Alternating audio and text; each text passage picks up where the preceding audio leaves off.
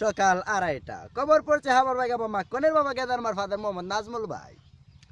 আজ নদীর পানি পড়ে সার্কাস চিংড়ি মাছের ধাক্কা খেয়ে সব পোলা পানির হাফ প্যান্ট কুলিয়ে গিয়েছে। খবরেতে বলা হয়েছে 315 জনের মধ্যে 150 জনকে পূর্ণ হাসপাতালে ভর্তি করা হয়েছে। খবর বিস্তারিত। খবর পড়ছে আপনাদের মাঝে একাত না। আজ নান্দাইল শিয়ালদহ বাজার থেকে একটি কুত্তার বাচ্চা হারিয়ে গেছে। কুত্তার বাচ্চার পরনে ছিল লাল রঙের হাফ প্যান্ট এবং গোলাপি রঙের ব্লাউজ। কুত্তার বাচ্চার সন্ধানটি যদি কেউ পাইয়ে দিতে পারেন তাহলে তাকে একটি সিরাজতার মালা এবং একটি মরা মুরগি পুরস্কার দেওয়া হইবে। খবর পড়ছি উদং মধুপুর থেকে।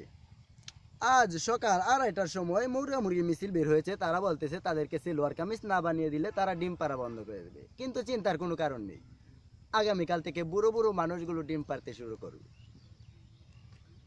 খবর পড়ছি শিয়ালদহ বিমানবন্দর থেকে। আজ বিকাল 14:30টার সময় একটি প্লেন উঠে যাওয়ার সময় মশার সাথে ধাক্কা খেয়ে প্লেনটি ব্রাস্ট হয়ে পড়ে, কিন্তু মশাটির কোনো ক্ষয়ক্ষতি হয় নাই।